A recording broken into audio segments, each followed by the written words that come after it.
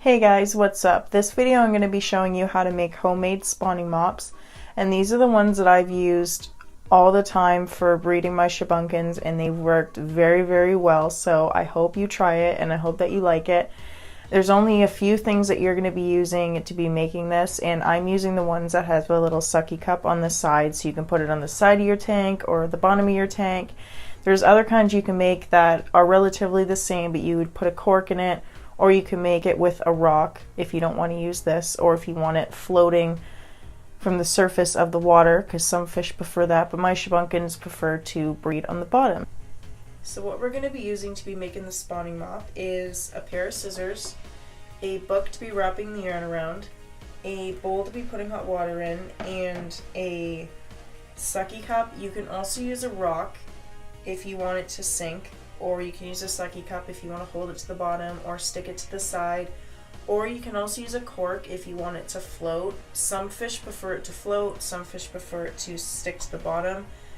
This is going to be for my shabunkin goldfish, and I personally think they prefer to have it stuck to the bottom because they like to kind of nudge their little face into the mop like it's a plant, and they like to do it that way. When I've done it floating from the top, they didn't seem as interested, but really it's what your fish prefer. You just maybe have to try both, or just know what they prefer, see how they're interacting with the plants in the tank, and go by there. And I'm also going to be using a ball of yarn, and some people think that using green is better because it better simulates the plants in the wild, and personally I have used different kind of colors before and they still used it just fine, but I also like to use green. So yeah, that's everything that we're going to be using. Okay, first thing that we're going to do is we are going to take our yarn and we're going to cut off a piece like this and put that aside for now. Then we're going to get our yarn again and put it on the book and hold it, and then start wrapping it around a whole bunch.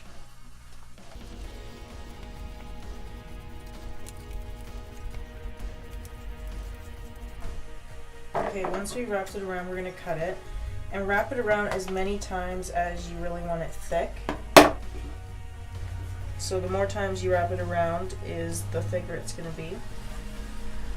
So then you're going to take that one end, the other end, and you are going to tie them together.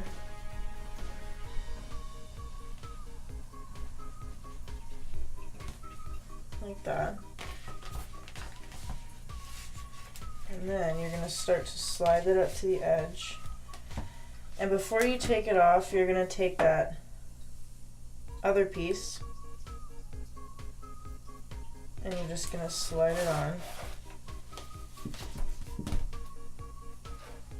And then tie it.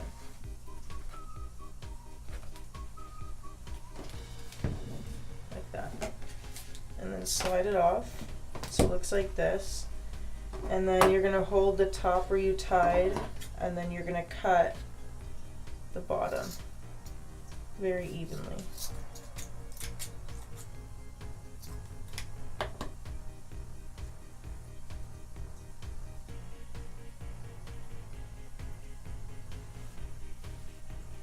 So it's like that.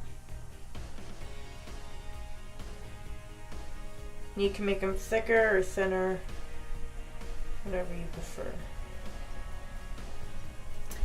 And then we are going to take the sucky cup, or if you want to do a rock, or if you want to have it floating, you can get a cork, and you can put the cork either on this, or you can tie it inside here and then tie this so it kind of floats like that.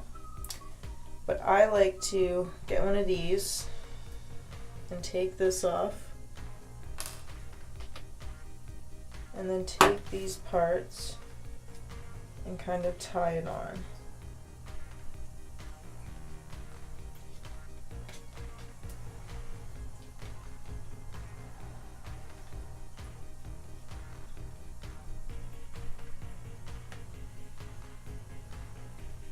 And this way you can really put it on the side, the bottom, wherever you want.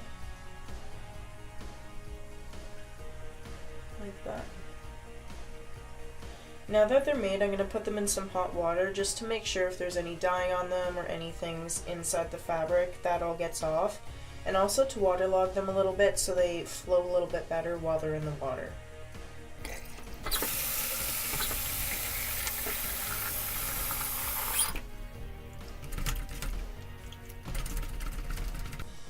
Something I would recommend is not using boiling water, because I feel like when I use boiling water to do this, it almost melts the little fibers inside the thread and it makes it really staticky and fuzzy and has all these little tiny strings that come off of it all over the place when it's boiled. I prefer to just use really hot water from the tap.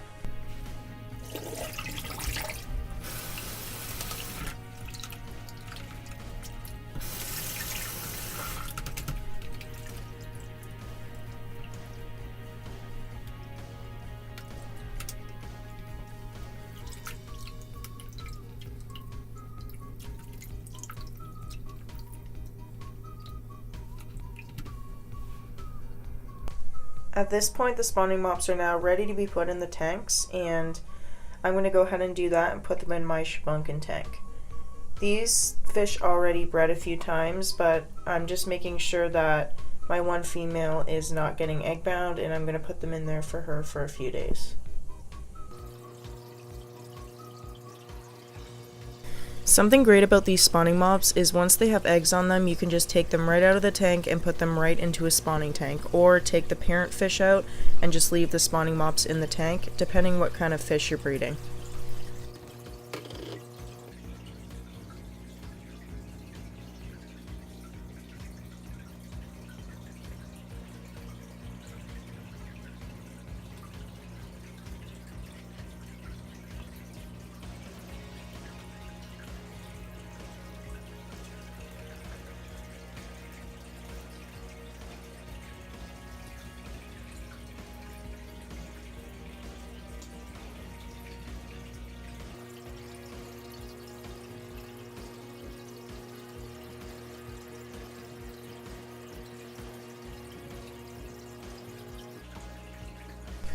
The water's a little cloudy now because they've been spawning, but I'm not going to use any of these eggs because the commons are in there. I'm just trying to make sure that my females don't get egg bound. I already have 2 clutches growing out, so I really don't need any more right now.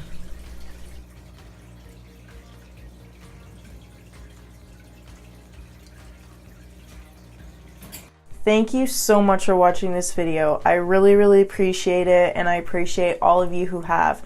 If you haven't already, please subscribe to help me grow this channel, and if you have any suggestions on videos that you want to see in the future, please let me know. I'm going to be making more videos, like I said before, of my other animals and more about my fish, so please come back to see when I post those, because I'm soon going to be making more and posting more. So yeah, see you later, guys.